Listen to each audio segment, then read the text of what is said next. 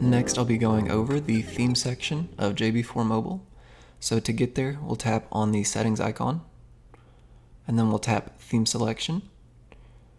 Once we're in here, you'll be presented with the default and included themes in the app, or any custom themes if you've already made some. In here, you can create a new empty theme by tapping the new theme icon at the top of the screen. Or if you want to use one of the default or included themes as a base, you can tap the copy icon like I'm going to do here. So that gave me a copy of this theme, so I'm going to go ahead and select it. And at this point, I can go ahead and edit the theme. Just as a note, default and included themes are not able to be modified, so you need to make a copy of them before you can actually make changes. So in this screen, I'll go ahead and explain the interface a bit.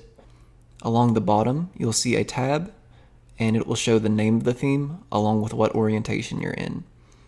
Each theme has two orientations, one for portrait and one for landscape. To modify a theme's landscape orientation, simply rotate your device to the landscape orientation while you're in the theme editor, and then make the changes as you need. In order to make a complete theme, I recommend making a layout for both of those orientations. For now, we'll focus on the portrait one. So if you want to hide this side menu over here and kind of get the buttons out of the way, you can tap the menu icon and it will hide or show it. The menu is pretty simple. You have an add button, which will add a new gauge. You have a save button, which will save the layout for both orientations, and you have a cancel button, which will discard the changes if you confirm that. For now, I'm going to hide the menu, and I'm going to delete some of these gauges, just so we can focus on one for now. So, each gauge will have 4 buttons around the corners. First, we'll talk about the resize button. The resize button you will tap and drag in order to resize the gauge. When you release that, it will snap to the nearest bounding box. So I'll do that again. And there we go. The next button we'll talk about is the copy button, which is over in the lower left. By tapping that, you will get a copy of the gauge, which you can then move around by just tapping anywhere where one of the buttons isn't, and you can drag it around, and when you release it, it will still snap to the nearest bounding box. The next button I'll talk about is the delete button, which is in the upper right. I'll tap that, and the gauge is deleted. The next button I'll be talking about is the edit icon, which is in the upper left-hand corner of the gauge. So when I tap that, it will give us the different options for how we can configure this gauge. The first one is the gauge type, and then we have the gauge param, which is short for parameter, and then we have the gauge colors. So going over the gauge types first, these are the 6 included gauge types that we have for now. We will likely be adding more later. First, we have what we call the arc gauge, and then we have the bar gauge in a horizontal configuration, and then a bar gauge in a vertical configuration, a graph gauge, which shows a brief window of the last few seconds of values for the selected parameter, and then we have the needle fill gauge, and then a simple text gauge.